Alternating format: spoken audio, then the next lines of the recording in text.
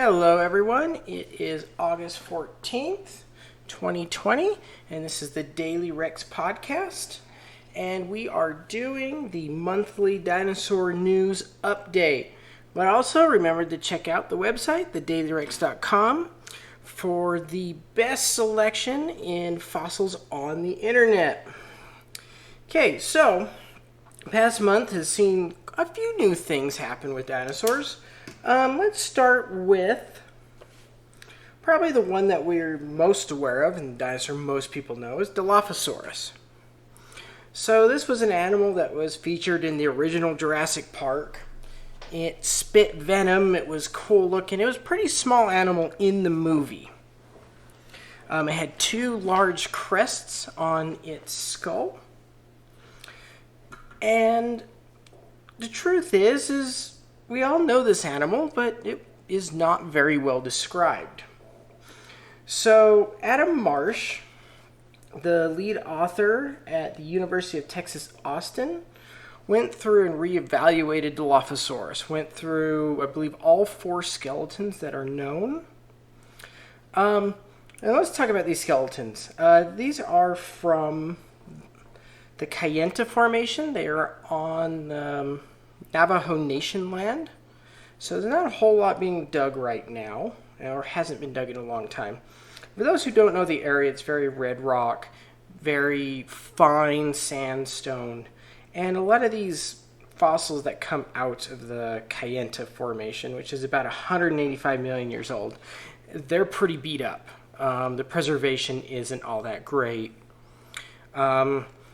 As with the case of the holotype. Now, remember, holotype is the skeleton they describe the species off of. So the problem is with the holotype of Dilophosaurus is it was fragmentary, it was pretty beat up, and at the time, the way they prepped it, they added a whole lot of plaster of Paris, and they were decent at doing that, so the problem has been figuring out what is plaster and what is real bone. So there's likely some errors that happened in that. But that was really the only description that happened, and that was from the 1950s. So we were kind of going off that description for quite some time. And with that, we classified Dilophosaurus as a long, slender predator with very weak jaws. However, Marsh's team, when they re-examined this, has found a few things that really changed what we know about them, about this Dilophosaurus. So going through about the four skeletons or so, they found out the jaws really weren't weak. The old assertion that the jaws were weak and couldn't really bite or handle any stress doesn't really show that. Part of that is a new understanding of theropod skulls in which large muscle attachments exist. Dilophosaurus had these very large muscle attachments. If you go in some of the old media, they'll show Dilophosaurus maybe being in the water, eating fish. I actually have a replica of one of the teeth. And this is not really a fish-eating tooth. It is highly serrated and compressed. So when I read about this, I went and pulled this out, and it does not look like a fish-eating tooth. It looks like a tooth that can actually handle some stresses. So this animal was about 20 feet long, maybe a little longer, so it was a large-bodied theropod dinosaur. And it was one of the earlier theropod dinosaurs. Some of these crested theropod dinosaurs were some of the first ones to get pretty much over 15, 20 feet long. So they were probably the apex predator of their time. Now, if you were to see the headline, all the headlines would say, Jurassic Park got this wrong. Well, Jurassic Park didn't really get it wrong. It's science fiction. They theorized that it would spit venom, and they used the research at the time that when Michael Crichton wrote the book Jurassic Park, he read about Dilophosaurus, saw that it had weak jaws, but it was a top predator of his time. So he theorized through science fiction that it would spit venom and then be able to incapacitate its prey that way. Now, did Jurassic Park get it wrong? Yes, but I'm going to pick on headlines a little bit throughout this entire podcast today. Saying they got it wrong. They didn't really get it wrong. The animal was smaller, but could have been a juvenile. Things like that. Again, with dinosaurs, the headlines are really skewed. Let's move on to the second piece of news.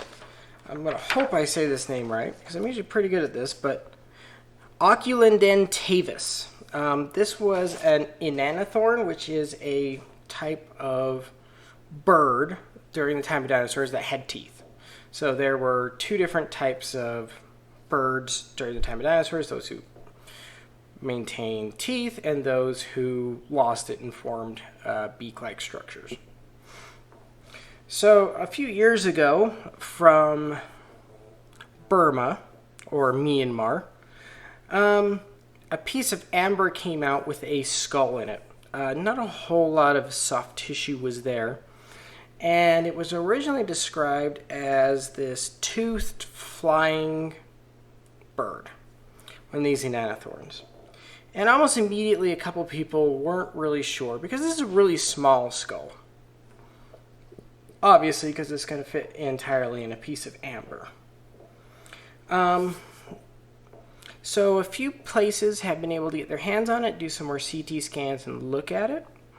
And they've actually concluded that it is quite possibly a unique type of lizard. Susan Evans, the lead author, says, "It's weird, but it is a lizard." And the original researcher, Jingma O'Connor, has actually come out and said they agree with this. Still an amazing find, even though it's probably not a dinosaur. One of the reasons they have is the two holes that typically exist in a dinosaur skull in front of the eyes are not present there. But it was a weird little lizard with really big eyes, a long snout, and teeth. And it's starting to look like the consensus is that no, this skull, while not a dinosaur, is actually, in fact, a very strange lizard. Okay. And now they say it's the first time it's ever done. Let's move on to the next story. The first time it's ever been done. Cancer in dinosaurs have been discovered. I've heard this claim several times. I'm not really sure how they can claim it's the first time they've documented it, but it is still a wonderful study nonetheless. David Evans of the Royal Ontario Museum and Mark Crowther of McMaster University, they studied many limb bones of Centrosaurus. So Centrosaurus is a large ceratopsian from Alberta. One where they have multiple specimens. And the only way to really do this is if you have multiple specimens. So they went and found a tibia, which is your shin bone, and it had a very large growth on it. Now what they did was they took this and they started comparing it with other Centrosaur tibias and showing that it was different. And then they would actually go through it human tibias that have a certain type of cancer called osteosarcoma. Now, osteosarcoma typically appears as a type of bone cancer in animals that are growing rapidly. And the main thing is they were looking for this type of cancer was because dinosaurs typically grew very, very fast. They're very large creatures. They typically hit maturity a lot faster than we would think and would be able to grow really quickly. This osteosarcoma would destroy bone because it just, if you know the nature of cancer, cancer messes with the cell cycle of dividing and increases it. So your cell is constantly dividing the entire time. It doesn't actually do work. So it would make the bones very brittle and fragile. And the more rapidly growing an animal is, the more susceptible they are to this type of cancer. Now I want to go over a term real quick. It's called pathologic or pathology. This is really what they're studying. Pathology is looking at bones to see what happened to them during life. I can tell you right now, I get to dig into Morrison quite a bit. You see a ton of vertebrae, especially tail vertebrae of sauropods that are fused together. You would see tooth marks on bone. Those are all examples of pathology. And this osteosarcoma growth on this centrosaur tibia would be considered pathology. All right, let's go on to the fourth story. This one just hit. A new theropod dinosaur from the Isle of Wight in Great Britain called Vecterovenator. Let's hope I got that right. Has been discovered. Now, this is based off of 4 bones only. They're all vertebrae. One is a neck vertebrae, 2 are back vertebrae, and 1 is a tail vertebrae. Now, actually, they were all found. 3 different people found these vertebrae, but they found them all kind of in the same spot. So they're theorizing it's likely from the same animal. However, we can't be really sure of that. But if they're found all in the same spot, you have a pretty good idea that they were. This is a small theropod that maybe hit 13 feet long. And Chris Baker of the University of Southampton is the lead author on this paper. The main thing is they were able to identify them as theropod vertebrae because they have these air sacs throughout the vertebrae. All theropod dinosaurs have air sacs in their vertebrae, and actually sauropod dinosaurs do also. But you can easily tell the difference between a sauropod and a theropod. Now, theropods include almost all the carnivorous dinosaurs. We're talking raptors, tyrannosaurs, allosaurs, Dilophosaurus, which we talked about earlier.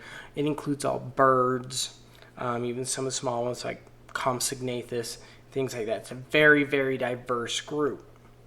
It was found in the Isle of Wight again about 115 million years ago. The strange thing about this, it was actually found in a marine deposit. So it was likely swept out to sea and then buried. Excuse me. So, not much is known about this dinosaur. They weren't even able to assign it a family. And this is where I'm going to pick on the media once again, is that all the headlines come and say, a relative of T-Rex has been found. Well, okay, here's the thing. They don't know what family this animal belonged to. And so the media just latches on to one thing that people know, and they do these misleading headlines. This animal may not have been even closely related to T-Rex. It may have been more closely related to maybe the Megaraptorids, or Carcharodontosaurus, or the Neovenators, or a myriad of other ones, maybe even a Megalosaur or Metriacanthosaur. We just don't know, and this is what the media constantly does. But just know that there's a new theropod out there. We have no idea where it belongs in the evolutionary tree. But as with some places, they don't exactly get whole skeletons all the time. So 3 or 4 vertebrae is actually going to be pretty good in some locations for them to do. And the last one, this is just real quick, and I'll just talk about this one for a second. So Prince Creek Formation is a formation up in the northern part of Alaska. So even when these animals were alive, this was a very Arctic area. They actually don't find crocodiles and turtles up here very much. I don't think they find any crocodiles up there. So we're actually pretty sure that this was an Arctic environment. And being an Arctic environment, and actually being all the way up in Alaska, is that it's very difficult to actually get there and dig it out and everything like that. But they were able to find the tip of a lower jaw of a relative of Sirenotholestes, which was a type of dromaeosaurid or raptor dinosaur. They didn't find much of it. They just found the bottom tip of the lower jaw. It was a little over ½ an inch in size. But if you've ever dealt with dinosaur teeth, you can tell a Saurolophilestes dinosaur by their teeth because they're kind of hooked. The serrations are hooked upwards, they're flattened, they don't really have serrations on one side of the tooth. They're very distinct dinosaur teeth. But this Prince Creek Formation is actually a very rich dinosaur formation. They pulled out several species.